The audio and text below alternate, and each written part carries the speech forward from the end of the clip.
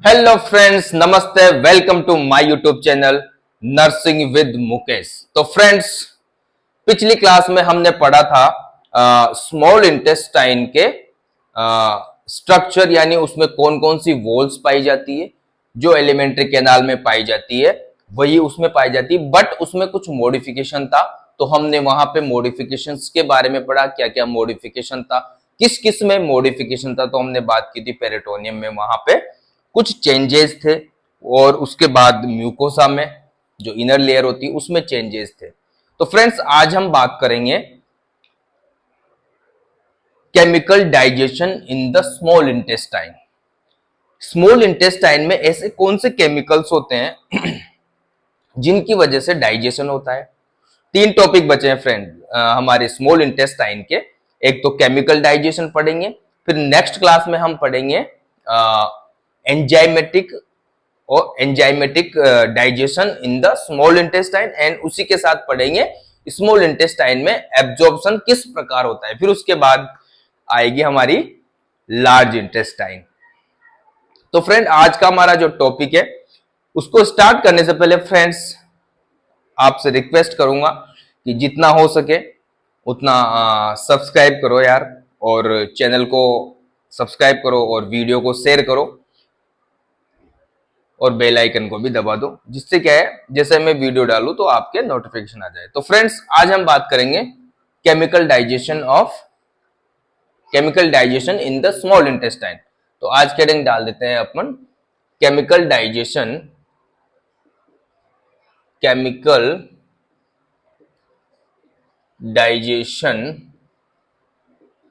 In the small intestine. ठीक है, chemical digestion in the small intestine. इसमें क्या पढ़ेंगे फ्रेंड, हम इसमें पढ़ेंगे कि कौन कौन से केमिकल्स होते हैं, जूस के बारे में पढ़ेंगे, कौन कौन से वो जूस होते हैं जो इस स्मॉल इंटेस्टाइन में डाइजेशन का काम करते।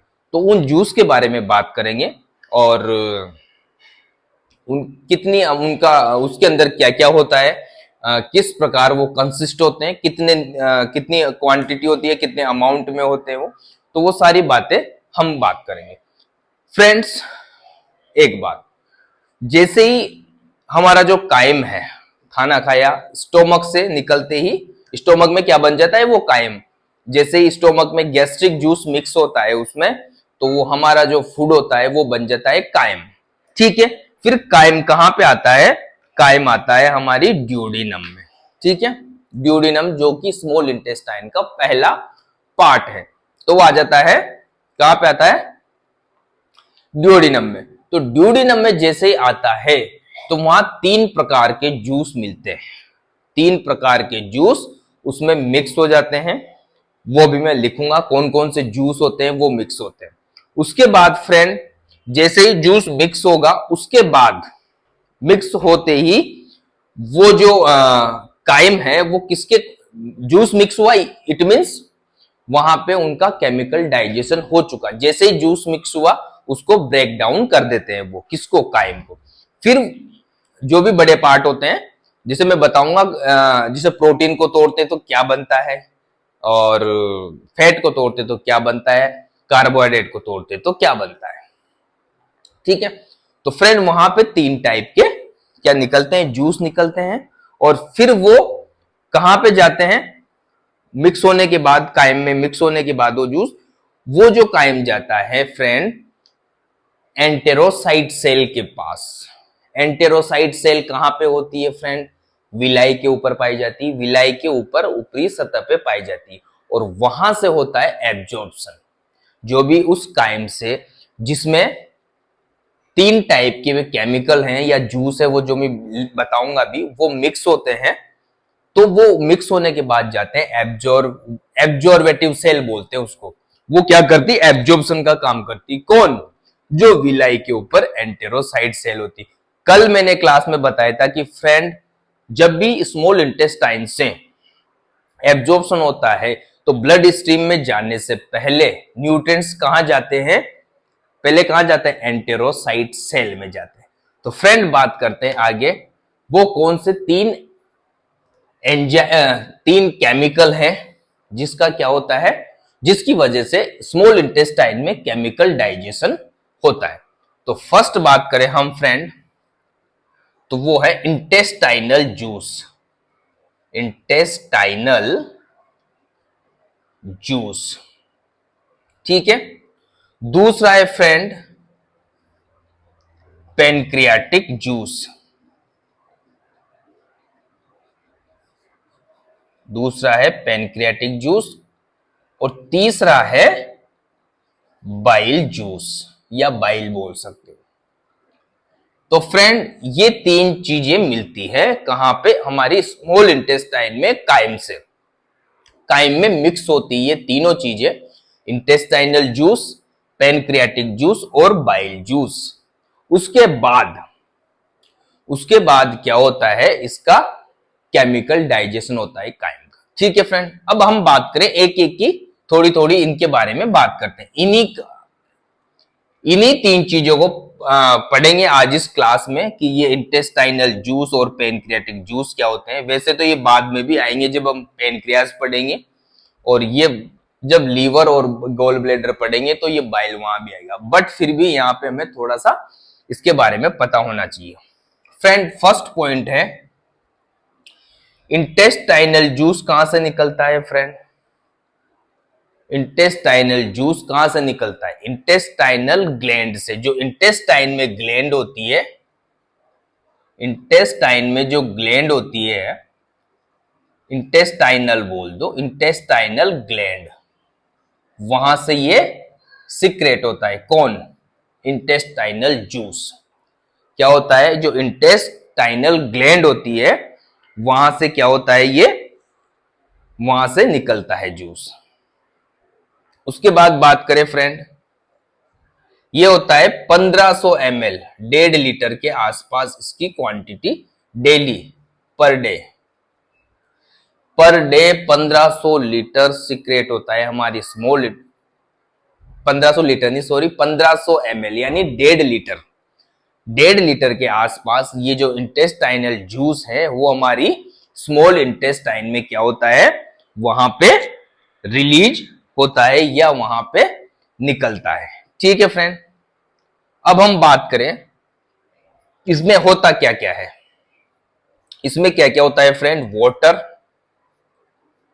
पानी होगा, जूस है तो पानी है सब में। गैस्ट्रिक जूस में भी तो पानी था ना, पानी क्या करता है, उसको थोड़ा सा लिक्विडिफाई या डाइल्यूट करता है थोड़ा, ठीक है। वाटर होगा, म्यूकस होगा फ्रेंड। म्यूकस क्या काम करता है? लुब्रिकेट का काम करता है, उसको काइम को लुब्रिकेटिंग या स्मॉल इंटेस्टाइन की जो म्यूकोसा है उसको लुब्रिकेंट रखता है। म्यूकस को कौन सिक्रेट करती है? गॉबलेट सेल, ध्यान रखना। उसके बाद बाइकार्बोनेट, बाइकार्बोनेट फ्रेंड, ये बाइकार्बोनेट है ना, ये क्या होता है, एक तरह से एल्कलाइन इसकी प्रॉपर्टी होती है, एल्कलाइन टाइप का होता है ये, मतलब क्षार होता है ये। और जैसे ही काइम स्मॉल इंटेस्टाइन में आता है गेस्ट स्टोमक से, तो उसमें क्या है, एकदम वो एसिड से भरा हुआ रहता है। क्या रहता है? एसिड से भरा हुआ रहता है। और जैसे ही यहां पे इंटेस्टाइन पे आएगा तो ये बाइकार्बोनेट उसके एसिडिक इफेक्ट को न्यूट्रलाइज कर देगा, एसिडिक इफेक्ट को कम कर देगा।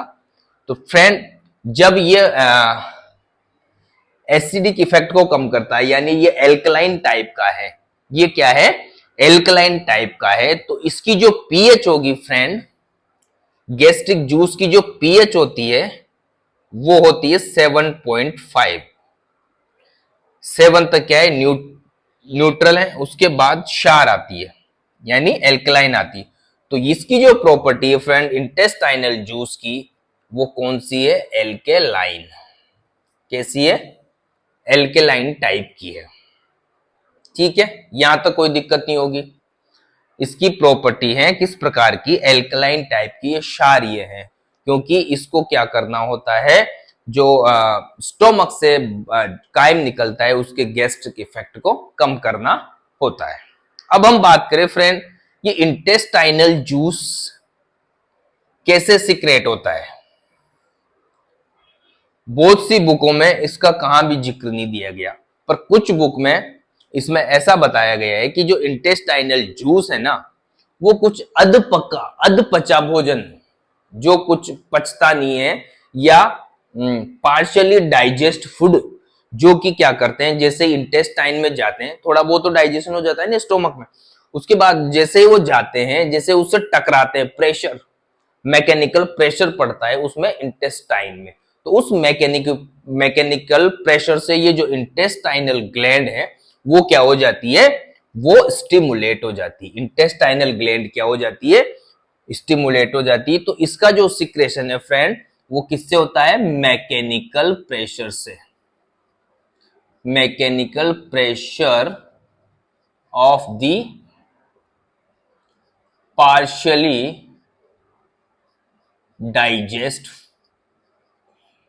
डाइजेस्ट फूड बोल सकते हो या काइम बोल सकते हो, ठीक है। उसकी वजह से क्या होता है, इसका सिक्रेशन होता है। यहां तक कोई दिक्कत नहीं होगी फ्रेंड, समझ में आ गया होगा, ठीक है। इस प्रकार इंटेस्टाइनल जूस का सिक्रेशन होता है। दूसरी हम बात करें फ्रेंड, पैनक्रियाटिक जूस। यहां पे 3 बना देता हूं जिससे आपको सुविधा रहेगी, ठीक है। अब हम बात करेंगे pancreatic juice. Friend pancreatic juice पढ़ाने से पहले मैं आपको एक बात बता दूं, शायद आपको पता भी होगी, मैंने बताई भी है और ध्यान भी रखना है। यहां पे जो डाइजेशन होता है ना फ्रेंड, 3 चीजें अपन न्यूट्रिशन में लेते हैं, कार्बोहाइड्रेट, प्रोटीन और फैट, ठीक है। तो इनका डाइजेशन होता है, तो क्या होता है, जब ये इनका डाइजेशन कब होगा, जब प्रोटीन का ब्रेकडाउन होगा या कार्ब्स का ब्रेकडाउन होगा या फैट का ब्रेकडाउन होगा।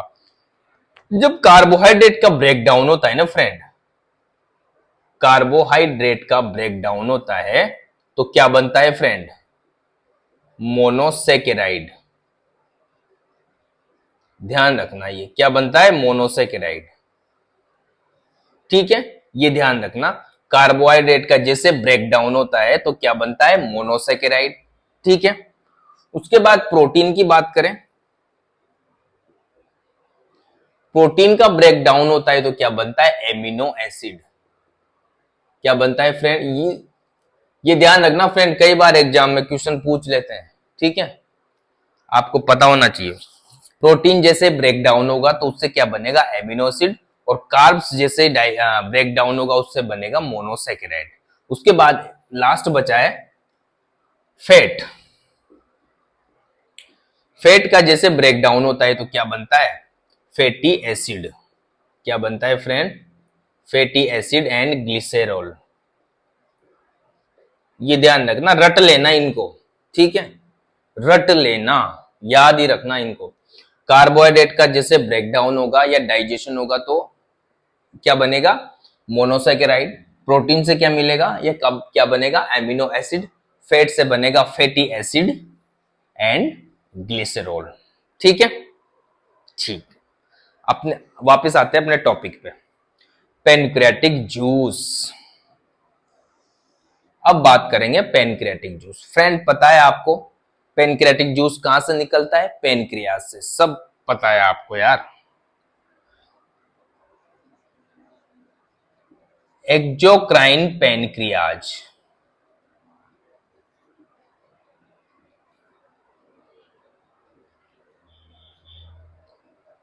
यहां पे ध्यान रखना फ्रेंड, इसने क्या बोला है, एक्सोक्राइन पैनक्रियाज। मैंने क्या लिखा, एक्सोक्राइन पैनक्रियाज मींस हमारा जो पैनक्रियाज और लीवर हैं दोनों, एक्सोक्राइन भी है और एंडोक्राइन भी। एक्सोक्राइन एंडोक्राइन में बार बार बता चुका हूं क्या होता है, ठीक है। तो जो एक्सोक्राइन, कई बार अगर आपसे पूछे एग्जाम में पैनक्रियाटिक जूस कहां से रिलीज होता है, अगर उसमें दोनों ऑप्शन दे रखे हो, एक्सोक्राइन पैनक्रियाज, एंडोक्राइन पैनक्रियाज, तो वहां पे कंफ्यूज हो सकते हो। तो ध्यान रखना, एक्सोक्राइन पैनक्रियाज मतलब जो पैनक्रियाटिक डक्ट है उसके द्वारा आएगा पैनक्रियाटिक जूस। कितना निकलता है ये फ्रेंड, ये भी 1500 ml। कितना होता है फ्रेंड, 1500 ml के आसपास होता है, 1.5 लीटर के आसपास होता है। पेनक्रियाज से निकला पेनक्रियाटिक जूस, फिर कहां जाता है, वो ड्यूडेनम में जाता है। ड्यूडेनम में कौन सी स्ट्रक्चर है जहां पे वो ड्यूडेनम में अपना सिक्रेशन डालता है, वो है ड्यूडेनल पेपिला। फ्रेंड ध्यान रखना, मैंने जब वो पढ़ाया था इंट्रो ऑफ स्मॉल इंटेस्टाइन, तो उसमें बात की थी ऊपर से बाइल कॉमन बाइल डक्ट आती है और इधर से पेनक्रियाटिक डक्ट जाती है, दोनों मिलती है, उस जगह को कहते हैं हिपेटो पेनक्रियाटिक एम्पुला। उसको क्या बोलते हैं, हिपेटो पेनक्रियाटिक एम्पुला। फिर आगे दोनों की एक कॉमन डक्ट बन जाती है, और जब वो कॉमन डक्ट ड्यूडेनम में खुलती है तो उस स्ट्रक्चर को उस जगह को बोलते हैं ड्यूडेनल पेपिलाई, ड्यूडेनल पेपिला। और वहां पे उस ड्यूडेनल पेपिला पे एक रिंग पाई जाती है स्मूथ मसल की, जो कि हिपेटो पेनक्रियाटिक स्पिंटर बनाती है, ये हिपेटिक पेनक्रियाटिक डक्ट बनाती है। ठीक है फ्रेंड, तो ये ध्यान रखना। ठीक है, पेनक्रियाज की बात करें, एक्सोक्राइन पेनक्रियाज से रिलीज होता है। इसकी जो अमाउंट है वो कितनी होती है, 1500 ml के आसपास। ये भी एल्कनाइन प्रॉपर्टी का होता है फ्रेंड, एल्केलाइन प्रॉपर्टी का होता है।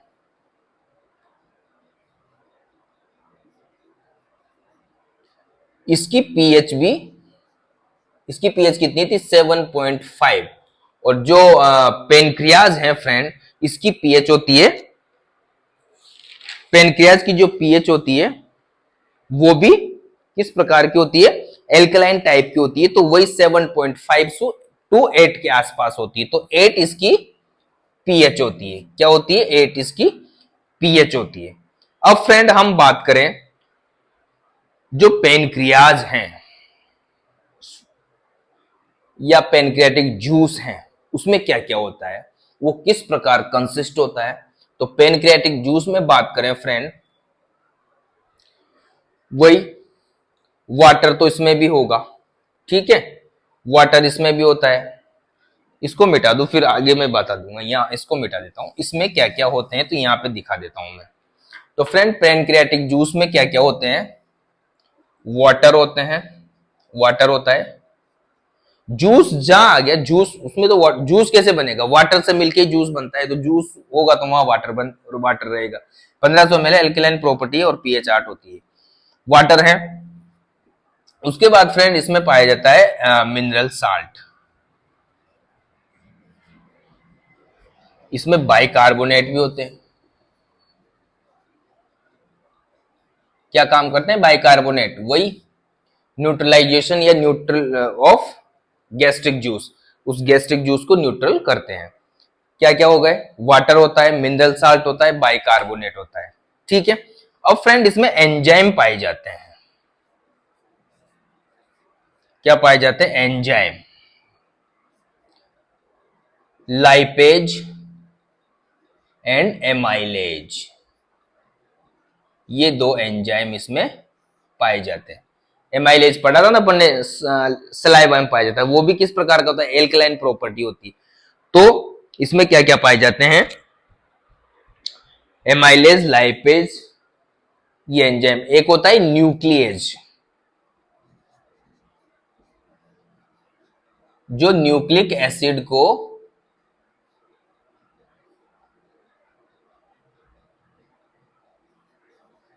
न्यूक्लिक एसिड का डाइजेशन करता है। क्या करता है, न्यूक्लिक एसिड का डाइजेशन करता है न्यूक्लियेज। और इसमें आरएनए और डीएनए भी होता है फ्रेंड, आरएनए डीएनए।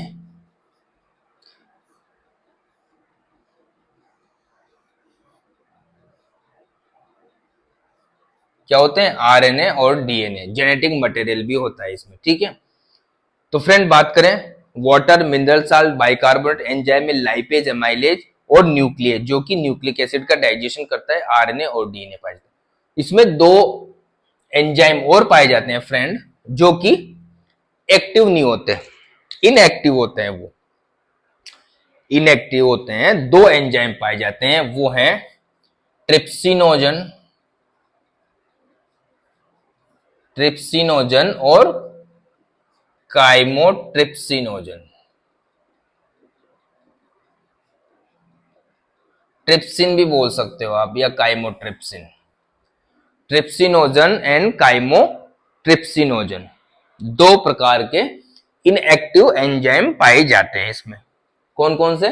ट्रिप्सिनोजन और काइमोट्रिप्सिन। ठीक है फ्रेंड, यहां तक कोई दिक्कत नहीं होगी।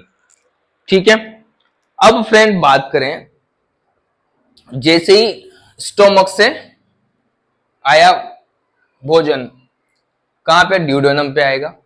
ड्यूडेनम पे आते ही क्या है? पेनक्रियाटिक जूस उसमें मिक्स हो जाएगा, बाइल भी मिक्स होगा और इंटेस्टाइनल जूस भी मिक्स होगा। तो जैसे ही पेनक्रियाटिक जूस मिक्स होता है, वो तो एसिडिक प्रॉपर्टी उसकी, तो उसकी पीएच 7 से कम है, स्ट्रॉन्ग एसिड होता है इस गैस स्टोमक में, तो स्ट्रॉन्ग एसिड के साथ आता है काइम। तो जैसे ही पेनक्रियाटिक जूस आता है उसमें मिक्स होता है, क्योंकि एल्कलाइन प्रॉपर्टी का है, तो उसकी जो प्रॉपर्टी है उस काइम की, वो एल्कलाइन टाइप की हो जाती है। एल्कलाइन टाइप की हो जाती है जैसे ही पेनक्रियाटिक जूस मिक्स होता है। अब जैसे पेनक्रियाटिक जूस मिक्स हो गया ना फ्रेंड, तो वो एल्कलाइन हो गया। तो एल्कलाइन हो गया, एल्कलाइन होते ये जो लाइपेज और एमाइलेज क्या काम करेंगे? Lipase amylase enzymatic digestion. इसके बाद एंजाइमेटिक डाइजेशन ही पढ़ेंगे, अभी हम पढ़ रहे हैं केमिकल डाइजेशन। ठीक है, तो फिर लाइपेज और एमाइलेज जो पीएच है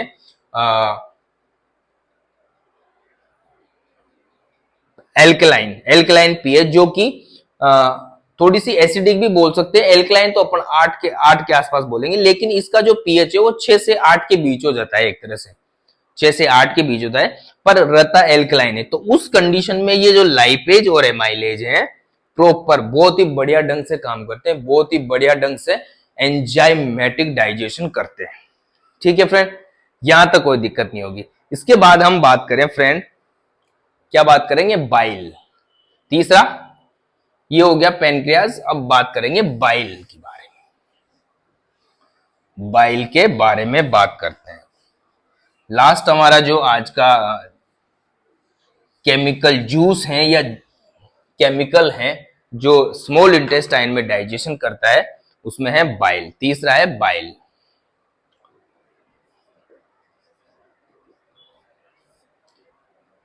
फ्रेंड, बाइल कहां से निकलता है? निकलता बाइल वैसे गोल ब्लेडर से आता है हमारी, किसमें? Small intestine. बनता कहां है? बनता है लीवर में। कहां बनता है? लीवर में बनता है। गोल ब्लेडर में क्या करता है फिर? गोल ब्लेडर में क्या करता है? गोल ब्लेडर स्टोर करता है इसका। गोल ब्लेडर में स्टोर होता है, क्योंकि लीवर तो अपना काम करता रहता है, वो तो बनाता रहता है लीवर। तो अब लीवर बनाता रहता है, अपन खाना नहीं खाया तो भी लीवर काम करता रहता है, वो तो बनाएगा। अब वो बना बना के कहां रखेगा? इधर तो ढक्कन ही बंद हो रहा है। ढक्कन मीन्स जो हिपेटोपेनक्रियाटिक या हिपेटोपेनक्रियाटिक जो वाल है, ठीक है, हिपेटोपेनक्रियाटिक वॉल वो बंद रहता है। क्या रहता है फ्रेंड? वो रहता है बंद। तो वो क्या करता है, जो ये लीवर है ना, लीवर से क्या निकलती है? Hepatic duct. क्या निकलती है? हिपेटिक डक्ट निकलती है। हिपेटिक डक्ट कहां जाती है? किससे मिलती है? Cystic duct. और वो किसमें डाल देती? गोल ब्लेडर में। फिर गोल ब्लेडर से क्या निकलती है? बाइल डक्ट, जो बाइल लेके कहां डालती है? हमारी ड्यूडेनम में। हमारी ड्यूडेनम में बाइल डालती है। ठीक है, यहां तक कोई दिक्कत नहीं। फ्रेंड, बात करें ये कितना निकलता है, ये तो बात होगी ना कहां से कहां निकलता है। इसका ज्यादा अमाउंट नहीं, ये 500 ml के आसपास निकलता है, यानी आधा लीटर के आसपास। ये दोनों 1.5 लीटर निकलते थे, और ये निकलता है आधा लीटर ही निकलता है। ठीक है, ये कितना लीटर निकलता है? आधा लीटर ही निकलता है। अब इसमें फ्रेंड बात करें क्या क्या चीजें होती है, इसमें क्या बात करें हम, क्या क्या चीजें होती है। इसमें होता है वाटर, म्यूकस, मिनरल साल्ट। ठीक है, ये तीनों चीजें तो होती है। और इंपॉर्टेंट चीजें बाइल पिगमेंट। क्या होता है बाइल पिगमेंट? जैसे बिलिरुबिन। बिलिरुबिन से क्या होता है? बिलिरुबिन बढ़ जाए जब क्या हो जाता है? जॉन्डिस, पीलिया हो जाता है ना। बिलिरुबिन बढ़ जाता है तो क्या हो जाता है? पीलिया हो जाता है। इसके बारे में हम जब लीवर में पढ़ेंगे, डिजीज पढ़ेंगे, लीवर डिजीज, उसमें बात करेंगे। यहाँ पे हम सिर्फ बात कर रहे हैं क्या क्या होता है। इसमें होता है और कोलेस्टेरॉल। क्या होता है? कोलेस्ट्रॉल। बाइल पिगमेंट हो गए, कोलेस्ट्रॉल हो गए, water, mucus, mineral salt, bile pigment और कोलेस्ट्रॉल। ठीक है, ये है सारी इसमें। और बाइल साल्ट भी होता है, सॉरी, बाइल साल्ट। क्या होते हैं? बाइल साल्ट भी होते हैं। ये चीजें इसमें पाई जाती है फ्रेंड सारी। तो ये है friend intestinal juice, pancreatic juice और बाइल। अब फ्रेंड हम बात करें कि जो बाइल है उसका सिक्रेशन कैसे होता है। यहां पे एक चीज बताना भूल गया मैं, ये पेनक्रियाज है ना फ्रेंड, पेनक्रियाज का सिक्रेशन क्यों होता है? सॉरी, पेनक्रियाटिक जूस है उसका सिक्रेशन कैसे होता है? फ्रेंड हमने जब बात करी थी वहां पे इंटेस्टाइनल फेज पढ़ी थी, जब गैस्ट्रिक जूस सिक्रेशन कैसे होता है, वहां पे हमने बात की थी इंटेस्टाइनल फेज। वहां पे क्या होता है? वहां पे स्टोमक की बात की थी, यहां हम बात करेंगे इंटेस्टाइन की। तो फ्रेंड इंटेस्टाइन में जो होती है cell entero endocrine, entero endocrine cell होती है। वो क्या होती है? हार्मोन सिक्रेट करती है। कौन से हार्मोन सिक्रेट करती है? सिक्रेटिन और कोलिसिस्टोकाइनिन।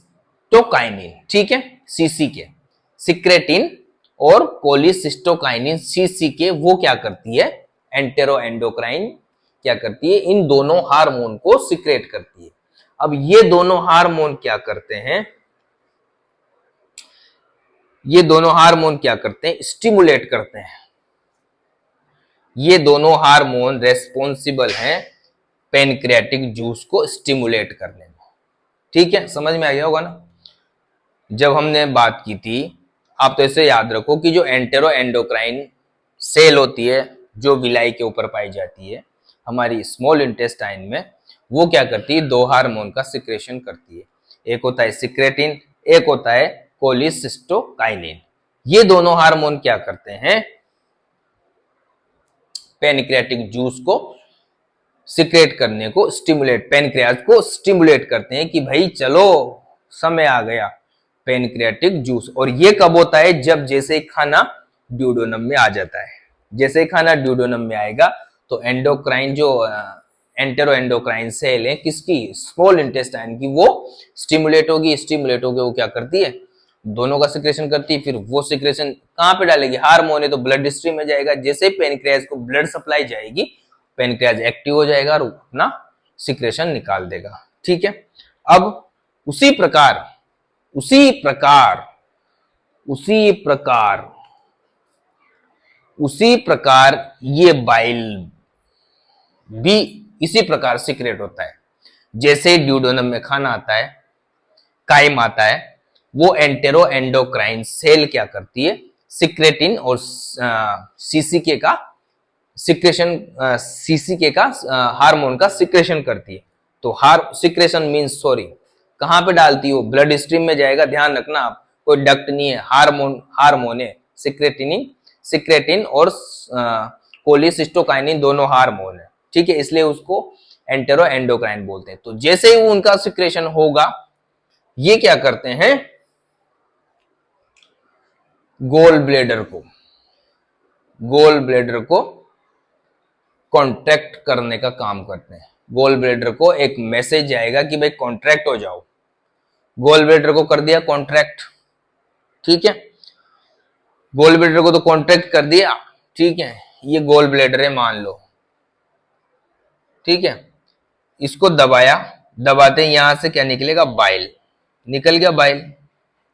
अब आगे तो रास्ते बंद है, तो यही सिक्रेटिन और सीसी के दूसरा काम ये करते हैं कि जो स्पिंटर हैं, हिपेटोपेनक्रेटिक स्पिंटर, जो हिपेटोपेनक्रेटिक स्पिंटर है फ्रेंड, उसको क्या करते हैं, लूज कर देते हैं, उसको क्या करते हैं, लूज करते हैं।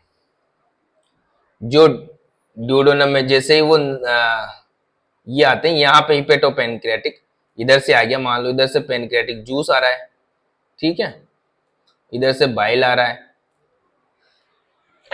सॉरी, तो क्या करते हैं, इधर से तो बाइल दबा दिया, इसको गोल ब्लेडर को दबा दिया तो बाइल आ गया, अब यहां रुक जाएगा ये तो आके, फिर इसको भी क्या करती है सीसी के और सिक्रेटिन, इसको भी खोल देते हैं, इसको खोल देते हैं जिससे अंदर आ जाता है। तो इस प्रकार बाइल जूस आता है, इस प्रकार बाइल जूस का सिक्रेशन होता है। तो फ्रेंड्स, और एक बात हो, जैसे ही खाना फ्रेंड ड्यूडेनम में आता है ना, तो वहां पे क्या होता है, अगर खाना फैटी है तो फिर बाइल का सिक्रेशन ज्यादा होगा। बाइल का सिक्रेशन ज्यादा कब होगा, जब इन दोनों का सिक्रेशन ज्यादा होगा, सीसी के और सिक्रेटिन का, इनका ज्यादा होगा तो वो ज्यादा काम करवाएगा ना, उसको ज्यादा कंप्रेस करेगा या उसको ज्यादा कांटेक्ट करेगा तो वो ज्यादा बाइल निकालेगा। तो फैट को डाइजेस्ट करने के लिए या फैट का इमल्सिफिकेशन करने के लिए बाइल जरूरी है, उसके बारे में हम आगे बात करेंगे जब लीवर पढ़ेंगे और गॉल ब्लैडर पढ़ेंगे, तो किस प्रकार फैट का डाइजेशन होता है। अभी थोड़ी एक क्लास के बाद हम पढ़ेंगे, नेक्स्ट क्लास में भी डाइजेशन पढ़ेंगे, फैट, कार्बोहाइड्रेट और प्रोटीन का। तो फ्रेंड, आज की क्लास यही थी। आज हमने बात की chemical digestion in the small intestine, किन किन के द्वारा केमिकल डाइजेशन होता है, इंटेस्टाइनल जूस, पैनक्रियाटिक जूस और बाइल के द्वारा। तो अब नेक्स्ट क्लास में हम बात करेंगे एंजाइमेटिक डाइजेशन, जो भी एंजाइम है, जो भी एंजाइम पढ़े अभी अपन ने, जैसे एमाइलेज हो गया, लाइपेज हो गया, न्यूक्लिएज हो गया, और भी एंजाइम कौन कौन से आते हैं कल बात करेंगे उनकी। तो नेक्स्ट क्लास में वो एंजाइम पढ़ेंगे कि enzymatic digestion in the small intestine, small intestine में किस प्रकार एंजाइम द्वारा डाइजेशन होता है, और उसी के साथ हम पढ़ेंगे एब्जॉर्प्शन किस प्रकार होता है। तो कल स्मॉल इंटेस्टाइन की शायद लास्ट क्लास होगी, तो फिर मिलते हैं कल फ्रेंड। और फ्रेंड, समझ में नहीं आया तो कमेंट जरूर करना यार, और कोई भी दिक्कत हो आप कमेंट करो, ठीक है। तो फिर मिलते हैं नेक्स्ट क्लास में, तब तक के लिए bye, love you, take care.